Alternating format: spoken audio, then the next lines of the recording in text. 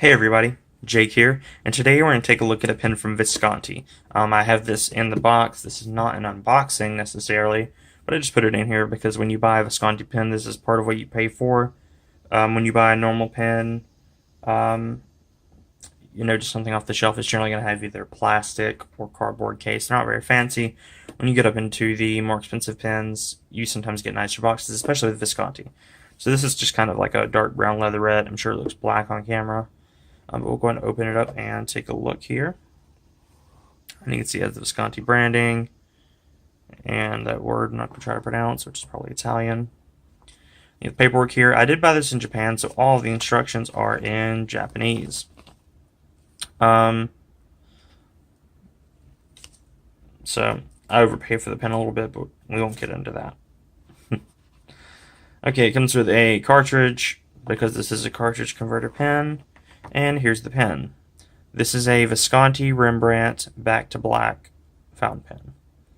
The other Rembrandts have a kind of chiaroscuro paint pattern on them, but this is a little bit more boring. Okay. So just to jump right into some specs here, diameter of the body is 12.5, diameter of the cap is 14.5. Diameter of the cap with the clips 20 millimeters. Diameter of the grip is going to be 10.4. Length of the body is 123.8. Length of the cap is 65.4. Length of the nib is 19.5. Length overall 139.7. Length overall posted is going to be 159.2. Weight of the body is 20 grams without ink. Weight of the cap is 13 grams. Weight overall is 33 grams, which is going to be 1.2 ounces. Okay, on to some size comparisons. First up, we have the Keras Customs Fountain K, which is a little bit shorter there. Jinhao X750, which is a little bit larger, maybe about the same size. And we have a Lamy LX.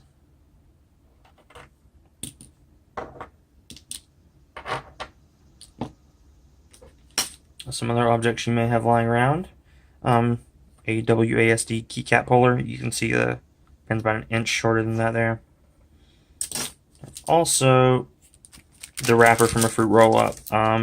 Again, about an inch and a half difference there. So if you're used to the fruit roll-up size, this is going to feel a little smaller to you. Okay, real quick before we go any more in depth in this review, this is a steel nib. It is a lot of money for a steel nib, in my opinion. And it is a fine. So just kind of keep that in mind. And Visconti's fine nibs, of course, they're Western, so it's a bit more like a Japanese medium kind of thing. Or a medium in general because it's Visconti. Okay, first thing I like about the pen is actually the nib. It is a steel nib. Again, it's a lot for a steel nib. But it writes very, very smoothly, which is surprising. I've heard a lot of crap about Visconti's nibs. Let's see if I can get this to focus for you, because I'd like to show you the design on the nib. It's gorgeous. You can see a very intricate kind of pattern there. It's really hard to see because this nib is black.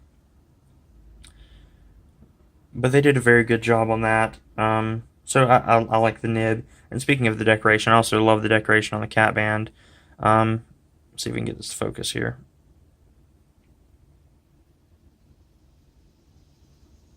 So you can see it says Rembrandt, and then it has this just kind of nice pattern on the back. Part of the reason I purchased this pen, which is stupid in hindsight, but it's whatever. Next thing I like is the section. It is slick metal. If you hate that, avoid this pen like a freaking plague. But I like the diameter of it, and it does kind of have this little bump here to kind of stop your fingers from slipping, which is good. The flow of the pen is very good. As with all Viscontis, the flow is very wet. And that's something I appreciate. I use fairly high quality paperwork because I bring my own paper. So it's not a big issue for me. If you use terrible paper, though, this is not going to be a pen for you. But if you're spending this much on a pen, chances are you have decent paper laying around. Next thing I like, you might have already noticed, is the cap closure, and the posting for that matter. it's magnetic. So you just kind of set it down on there, and it clips. Now sometimes you have to twist it to get it to close, and you can kind of hear it snap there. But it's very nice. And it's really convenient if you're frequently taking notes. And it does the same thing on the back. Less satisfying of a sound, but that's actually how it holds on, is the magnetic parts inside the cap.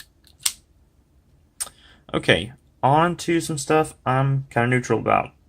You notice that was a pretty small like list. First thing I'm neutral about is the clip. This is on, as far as I know, all modern Viscontis. You get a bridge clip. It's not that it's too shallow or anything. It fits the pen very well. It looks nice, and you kind of pay a tax for that name in that clip.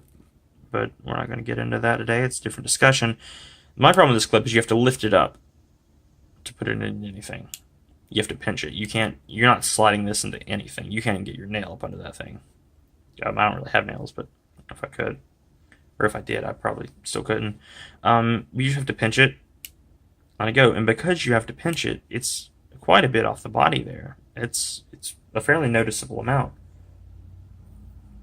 So if that's something you're concerned about, I wouldn't get this pen. Next thing I'm kind of neutral toward is the posting. I don't like the weight of this pen, which we'll cover in the bad section. But when you post it, it does help balance it out. The only problem with posting it are two things. One, this pen becomes very long. And just for a size comparison, another postable pen, the Lamy LX here, you can see that it's about an inch longer than the Lamy LX, and even posted, it's almost as long. And the Lamy LX is a long pen posted.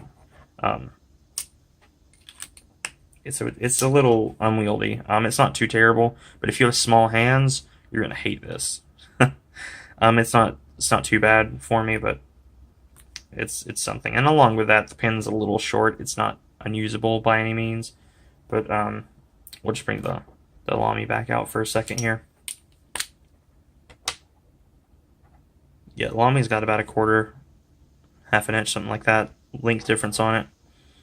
And it just fits a little better in my hand. But it's okay. So I'd recommend trying this pen out before you buy it, if possible. Or you can go through Goulet, because I know they have a pretty good return policy as long as you don't ink up the pen. Okay, next thing I'm kind of neutral towards, and this is going to sound stupid, and I'll get into a little bit of a story here, is the look of the pen. I'm not a big fan of this. I don't like glossy plastic pens. And this is like variated resin or something like that. And I don't have a problem with resin. I know some resin is expensive. It's not a cost thing necessarily, but even with the posting, you get micro scratches, which I'm sure you can't see because this pen's black, but I can see them. And also, there's already a scratch. I'll try to get it to focus here. Yep, you can see that pretty obviously. Already scratched on this material, and I've had this pen for 2 months. Got this pen on my honeymoon. Me and my wife went to Japan, and I picked up several pen and ink related things, and I got this. Went to this very, very fancy bookstore-ish thing. They had just a wall of fountain pens, and I was wanting the Pilot Custom 823, which is what I went there for.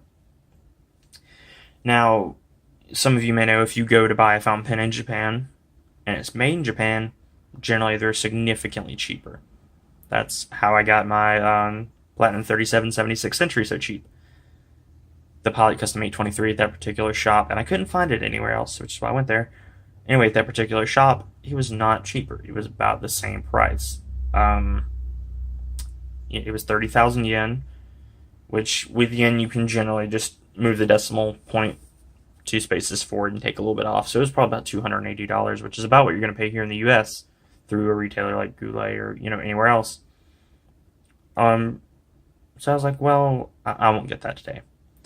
And I saw another pen I wanted, which was a Sailor 1911 Imperial Black. I didn't know anything that much about Sailor. Their pens hadn't really interested me at the time. But then I saw this as I was walking towards the counter to check that one out. And I was like, okay, we'll try these both out together. So I tried both of them out. The Sailor was slightly more expensive. It was 25,000 yen. This was 22,000 yen, which came out to about $200. You can get these off of Google right now for 175 bucks normally. They're on sale now, though, for 140, which is a somewhat reasonable price for this pen, I guess. $200 is not. I got ripped off so badly. This pen is a massive regret for me, and the only reason I haven't sold this is because it brings back memories of that particular day, which were very, very good for us in Japan. So that whole day was great, except for this. I had the opportunity to get that Sailor at a much cheaper price than you'd pay here in America, and there was a lot of pressure. There's a lot of money being exchanged, for me at least. So I got this one. I regret it constantly. I even had them both out on a writing test, and this nib was just smoother. The Sailor had a little bit of feedback that was very pleasant, but the Sailor, if you've seen it, is completely matte black with matte black accents. And it's a beautiful, beautiful pen. When I came back to America, I was like, I kind of want to get that. And I saw the price. I was like, never mind. So maybe next time we go back to Japan, I'll get it. But I can't really recommend this pen to anyone. And we'll get into the bad here. Speaking of that. First bad thing on the list is the material, which I just kind of covered. It's this super shiny, plasticky resin material. It takes scratches really, really, really easily, which you couldn't see if it were like a matte black, but on this you can definitely see. I can see the scratch every time I look at it, and it's really annoying. Next up is the weight. This pen is super front heavy. Like I'll try to balance it here.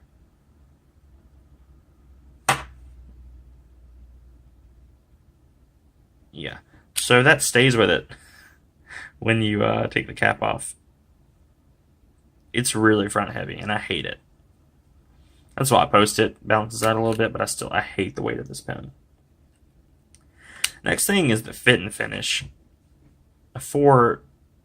Even at $140, this should have much, much better fit and finish than it does. It's not garbage, but it's kind of garbage. You can feel every seam where everything meets. There's gaps. Back here is the worst, which I'll get to in just a minute. I had issues with this and the converter. And normally these pens come with converters, but this one did not for whatever reason, even though I paid more for it. But even right there, it's so noticeable when you slide your finger. You can feel every transition. And that's just terrible for a pen this price. Next up is my least favorite thing about this pen. I'm just going to show you the converter in here that I've modified.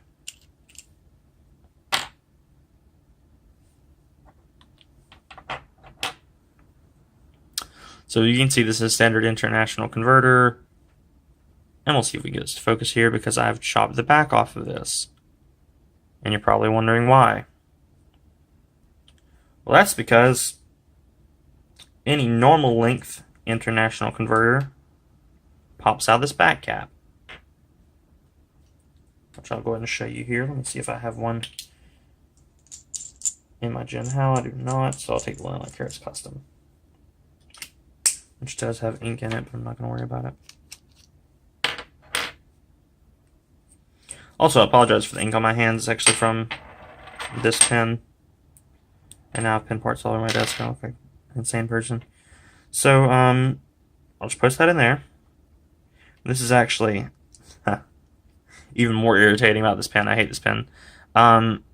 This is a Visconti branded converter. I'll see if I can get the focus kind of there. I picked this up afterward to put in this pen because I assumed it would fit. I paid way more for this converter than you should ever pay for a converter, just because it had that Visconti name on it, and it's garbage. And you can see how much I've kind of clipped off there. I'll try to move my hand out of the way, that way the desk can contrast a little bit more. But quite a bit. So I'm going to put this back on, and I'll try to get it to focus on this end cap here as I twist.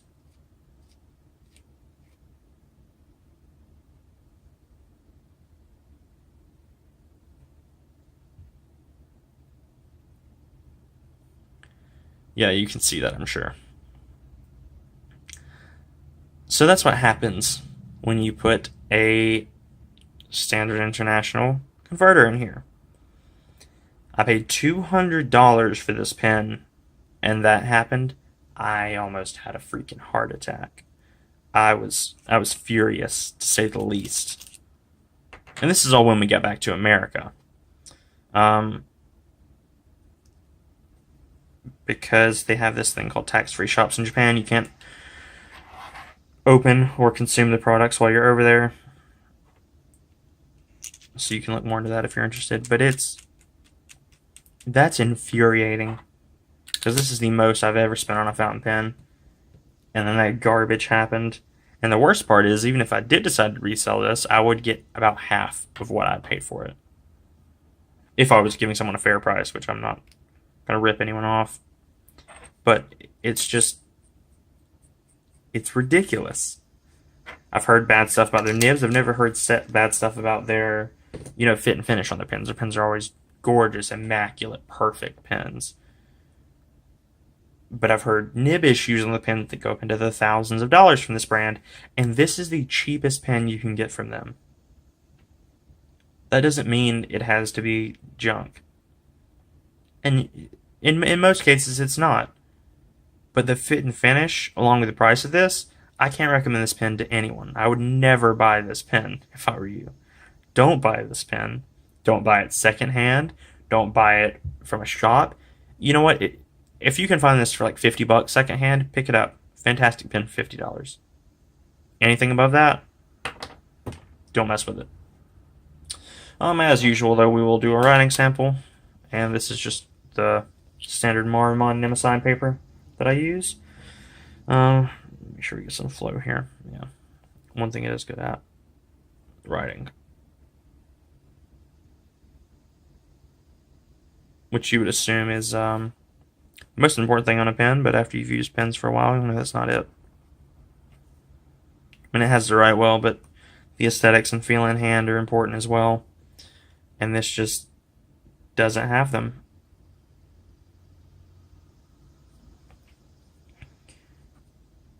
And it just makes me mad. I try not to use this pen very much because the memories tied to the pen are much better than the pen itself. And again, this is a fine nib, which is very comparable to a medium in most cases, to be honest. Also, for those of you curious, the ink is Diamine Purple Pizzazz, which is from their Shimmertastic line. We'll see if we can get some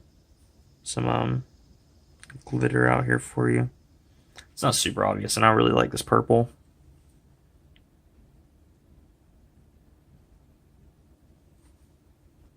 You can see a little bit there, but it's a good ink. Okay, that'll be it for this review, because this has already run long because of my little rant there about Visconti. I will be trying one of their pens in the future. I've been looking at the Homo sapiens Bronze Age for quite a while now, so if I ever lose my sanity completely and decide to spend, $600 on a pen, that'll be the one I get. But for now, this is my only experience with them, and it's garbage, and I'm not very satisfied with it at all. That'll be it for today. Thank you for tuning in. Don't forget to like, comment, and subscribe. Please, please, please, so I don't go crazy. And keep an eye out for my next review. Thanks again, guys.